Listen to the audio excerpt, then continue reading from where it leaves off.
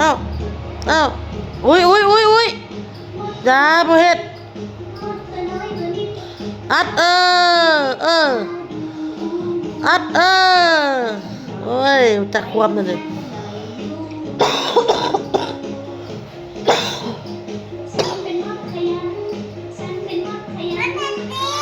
บ่เฮ็ดน้องบ่เฮ็ดน้องไม่ทำบ่เฮ็ดน้องเด้อแพงน้องเด้อ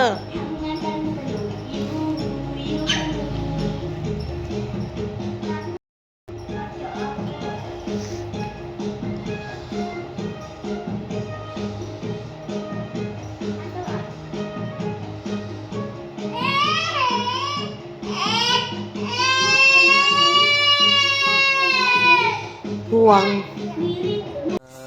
โตกินมัดถั่วยเลยไปจกเอาเข่ากินดิหลังจกกับที่เข่าอีกเอ้ยอาจัวดิเอ้ยพอแล้ว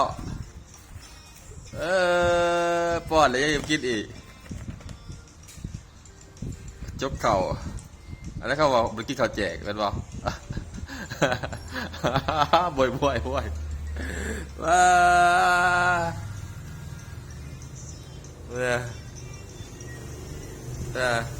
กูถวดมันมากกับจนว่าป้อนแล้วเข่าลูกว่าวันลูกวะไม่ได้เท่าฮะกินแล้วกินแล้วเห็นคือถวดมันมาเห็นคือบ่ได้กินเข่านี่เอเดว่ากันแล้วกับไปหาเป็ดหาไก่มาให้ร้านไปเลยเด้แต่แม่นคือเห็ดคือมันกินข้าวป้อนกับป้อนแล้วแต่เศร้าฮะที่มาเนี่ยนะว่าเนี่ยนั่นผมกินดื้อไปพ่องตรวจเพิ่นได้บ่ได้กินข้าวได้บ่ได้ป้อนเพิ่นได้ตรวจมันก็ไปหาเนี่ยมันมาป้อนอีกได้ไปแล้วก็ลงไปเลยมาเยอะโอ้เหมือนกับว่าอัดอะไรมาเท่าอัดอะไรดันร้านไปกินนะนั่นนี่อันนี้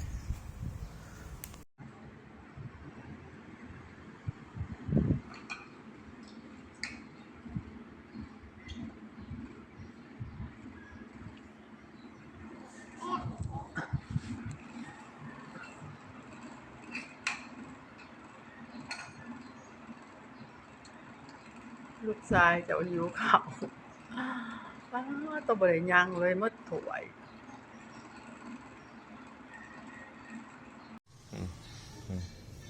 มันง่ายมันนี่มันง่ายฮะป้าต้มแห้งงัด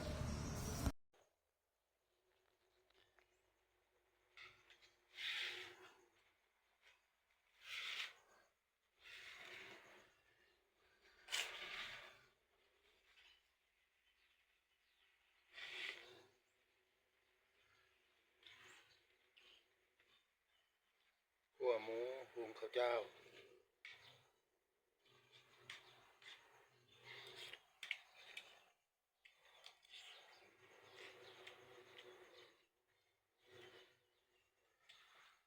ขั่วหมูเสือผักบุ้งแช่บบอน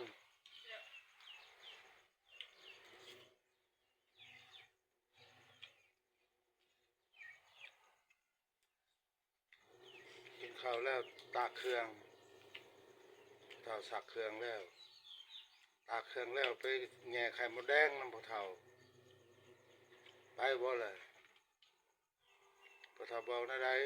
โดยหรอมีแต่นึกหัวในครูบริสอนเจ้าบ่แหละ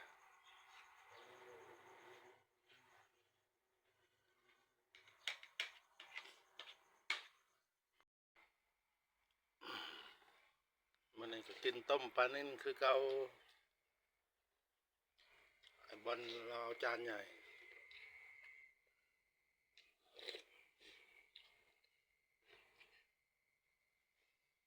พอเท่าจานพอเท่าเบิดแล้วตักอีก หมักสดน้ำ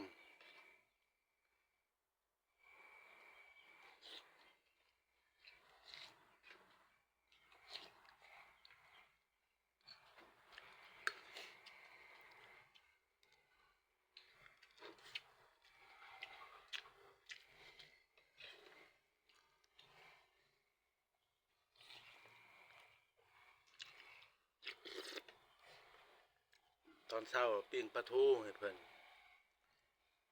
มื้ออื่นเพิ่นให้ทอดไข่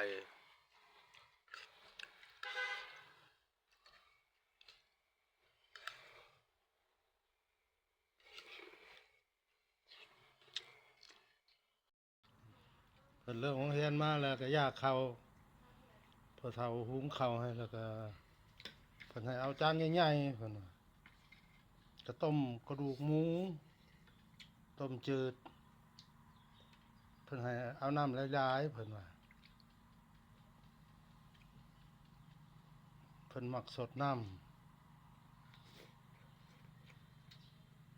ำเงินน่ะไปกดได้400,000 500,000แล้วบ่ได้เขาให้ข้างบัญชีไว้ลงตลาดซื้อกระดูกหมูซื้อปลาซื้อปลาทูซื้อซีนหมูมาไว้ยังเหลือเงิน70,000 กีบพอเฒ่าบ่ทันอยากให้ทาบ่อนเพิ่นกินก่อนเพิ่นย่านบ่อิ่มเพิ่นเอาจานใหญ่กินก่อนเด้อแซ่บบ่ล่ะแซ่บกว่ายกโป้เหรอวะ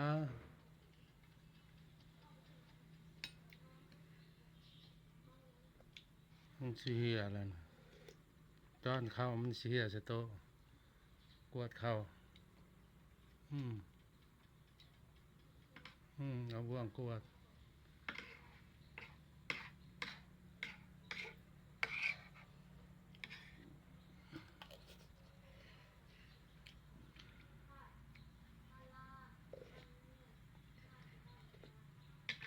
บอกแม่คิดฮอดแม่อ้นบ่ล่ะ ก็นอด บอกว่าแม่คิดฮอดเจ้าเด้อ ก็นอดไปเด้อแม่เด้อ